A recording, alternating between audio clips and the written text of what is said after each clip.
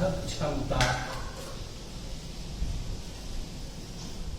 कम होती है, कम यानी जैसा जो पौधा है, अब जिस तरह का कि इसमें रोग प्रतिरोध करने की क्षमता नहीं पाई जाती है तो स्वपरागण हुआ, तो जो गुण उस पौधे में थे फिर वही गुण से उत्पन्न होने वाले जो पौधे बने उसमें आ जाएगा। तो इस तरह से जो उस पौधे में भी रोग प्रतिरोध करने की क्षमता कम थी और फिर जो है स्वपरागण हो गया तो उसमें भी कम पाई जाएगी। तीसरा है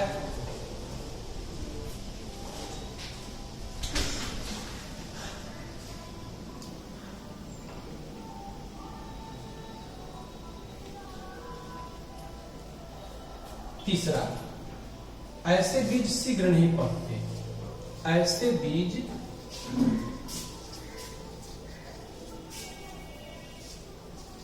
बनने वाले बीज जो होते हैं, बनने वाले बीज शीघ्र नहीं पकते।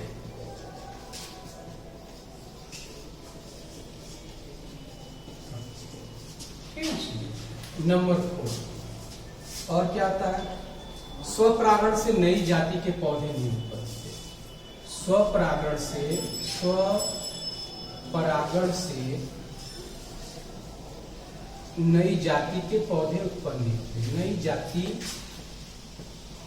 के पौधे नहीं बनते।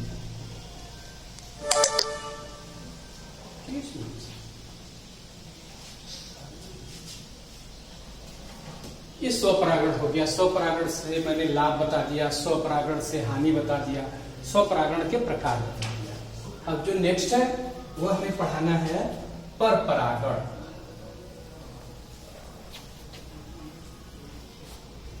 परपरागण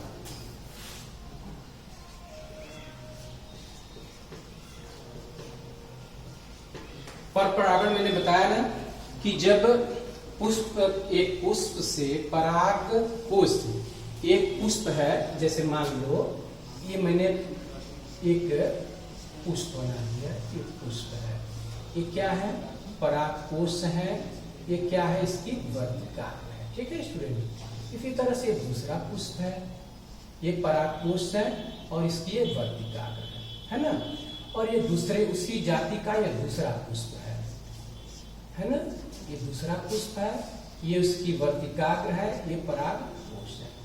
तो कहता है कि परपरागण क्या है, कहता है कि जब किसी पौधे के परागकोश से पराग कण निकलकर उसी जाति के दूसरे पौधे के वर्तिकाग्र पर पहुंचता है तो इसे हम परपरागण है स्टूडेंट्स। ये वर्तिकाग्र है, ये क्या है, परागकोश है, ये क्या है, परागकण है। ठीक है, ये ऐसा मैंने फिगर दिया है। अब परपरागण की परिभाषा लिखो आप।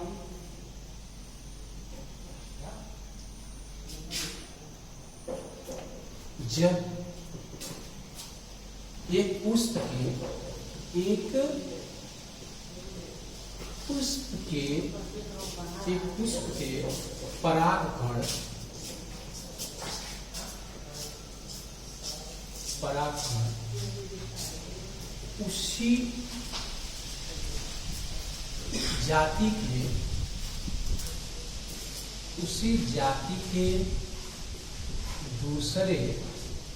उसी जाति के दूसरे पौधों,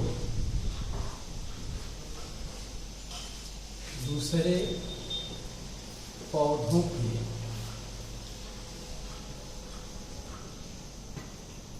पुष्प के वर्तिकाग्र पर पहुंचते हैं।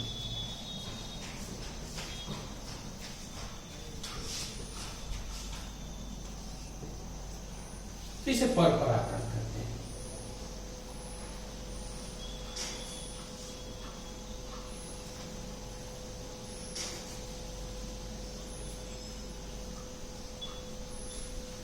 अब है परपरागण की विधि।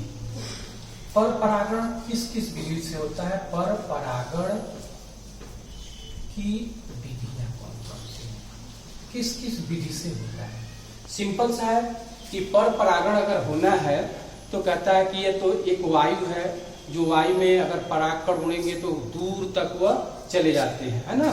परागण जैसे सरसों कभी कभी आप देखते हो कि सरसों जब खिली रहती है तो हवाएं बहती हैं तो परागकण उड़कर जो है वह दूसरे जगहों पे चले जाते हैं, दूसरे पुष्पों को परागित करते हैं, है ना। तो इस तरह से हवा का माध्यम है कि हवाएं उड़ाकर परागकणों को ले जाके दूसरे पौधों के उसी जाति के दूसरे पौधों के वर्तिका। पानी है, पानी भी माध्यम है। कीट है, कीट बैठेंगे परागकण पे, उनके पैरों में लिपट जाएंगे परागकण और उन कीटों के माध्यम से दूसरे पौधों के वर्तिकाग्र तक उनके परागकण पहुंच जाते हैं। विधियां हैं। तो पहली विधि हम लिखें, मान लो कौन है? वायु परागण।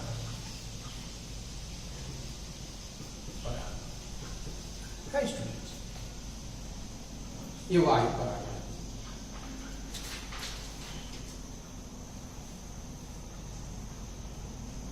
जैसे वायु परागण किसमें होता है, उदाहरण में देख लो आप। मक्का, वायु परागण मक्का में आप देख सकते हो। मक्का में पाया जाता है। और कौन सा है? मक्का में भी कर सकते हो आप इसे, सुनिए। मक्का में दूसरा है जंतु परागण। जंतुओं के द्वारा कैसे होता है परागण? जैसे कि जंतु हैं, कीट हैं, पक्षी हैं, चमगादड़ हैं, घोघा है ना। तो ऐसा परागण जो जंतुओं के द्वारा हो उसे हम जंतु परागण कहते हैं। जैसे कीटों के द्वारा, पक्षियों के द्वारा, चमगादड़ के द्वारा, घोघों के द्वारा ये फैलते हैं। तो कीट परागण जैसे है मधुमक्खी है, शलभ है, तो मधुमक्खियों द्वारा आर्किड में, बोगेनविलिया में, शलभ द्वारा तंबाकू, धतूरा में, बर्रे जो होती है अंजीर जिसे बोलते हैं हम, गुल्लर में। तो इस तरह से इनमें कीटों के द्वारा परागण होता है ना स्टूडेंट। जंतु परागण किसके द्वारा होता है? मक्खी के द्वारा, मक्खी, बर्रे के द्वारा। मक्खी के द्वारा किसमें होता है? मधुमक्खी के द्वारा, मधुमक्खी है तो मधुमक्खी से किसमें होता है? अतीस पौधा है, अतीस में, बनसफा में होता है। दूसरा जंतु है बर्रे, जिसे इसमें किसमें होता है? अंजीर बोलते हैं हम गुल्लर को, है ना, उसमें होता है।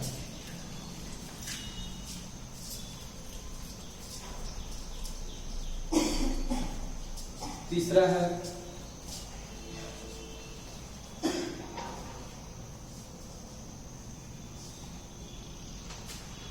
जैसे एक पौधा है सेल्विया, कीट परागण, है ना। कीट परागण एक अच्छा मधुमक्खी, अतीस है, मधुमक्खी में है, जंतु में बर्रे है, फिर कीट है, कीट से सेल्विया पौधे में कीट लगा।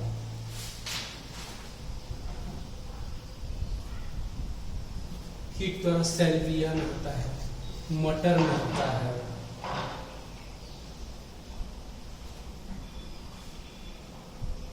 अंजीर में होता है, अंजीर में होता है, पक्षियों द्वारा परागण, पक्षी द्वारा एक इसमें होता है।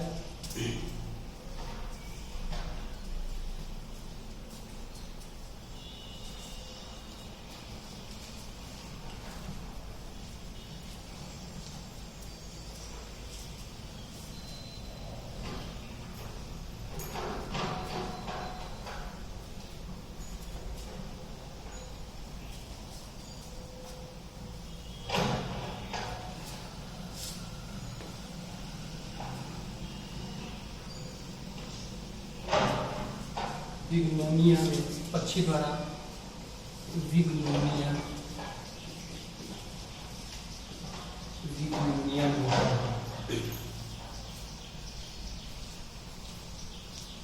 और किसमें होता है?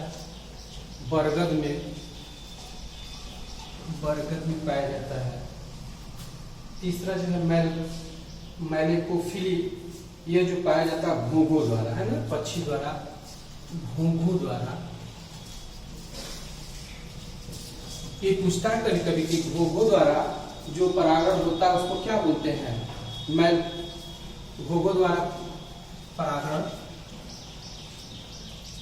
सूरज में पाया जाता है। भोंगों द्वारा परागण होता है, कीटों में भोंगों द्वारा परागण।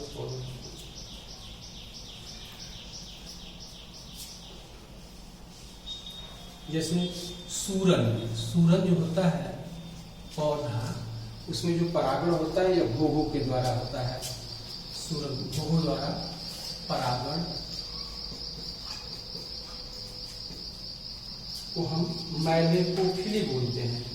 परागण को भोंगों द्वारा परागण को मैलेकोफिली कहते हैं। सूरन में पाया जाता है। सूरन में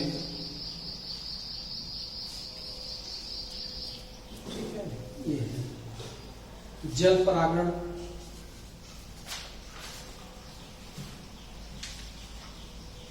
अब आती है ये परागण की विधियां। अब आते हैं कि पर परागण से लाभ और हानि क्या क्या है। पर परागण से लाभ, पर परागण से लाभ क्या है? तीन लाभ, तीन हानियां लिखनी है। पर परागण से लाभ क्या होता है? बनने वाले फल जो होते हैं, बनने वाले फल भारी वो स्वादिष्ट होते हैं। कैसे होते हैं? स्वादिष्ट होते हैं। नंबर 2 और क्या होता है? बीज अच्छे नस्ल के होते हैं।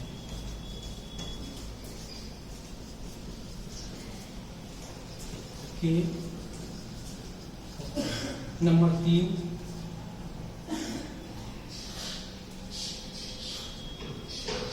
नई जातियां उत्पन्न होती हैं। पर परागण से नई जाति उत्पन्न होती है।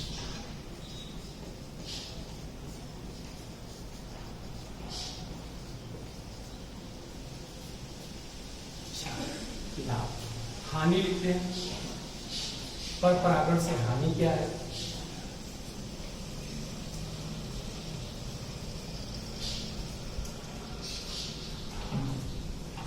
साधन न रहने पर परागण से क्या हानि है?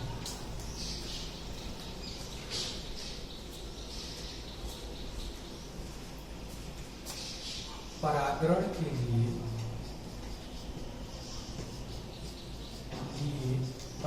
के लिए पुष्पों को दूसरे पुष्पों पे निर्भर रहना पड़ता है।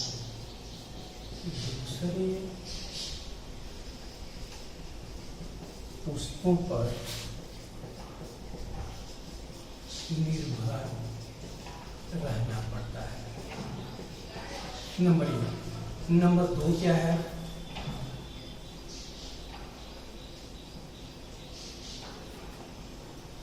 साधन की आवश्यकता है। हानि क्या है? साधन की आवश्यकता।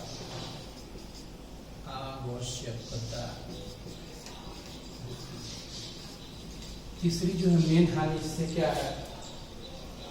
बीज सदैव संकर होते हैं। बीज सदैव संकर होते हैं, क्योंकि पर परागण है, दूसरे पुष्प से परागण कराया जाता है, तो हमेशा बीज जो होता है सदैव संकर होते हैं। ये हानि है। अब नेक्स्ट एक स्पेशल टॉपिक है इसी से परागण में कि कृत्रिम परागण, है ना स्टूडेंट्स? कि कृत्रिम परागण क्या है। कभी कभी इसको एनसीईआरटी की जो बुक है उसमें दिया है कि कृत्रिम परागण क्या है।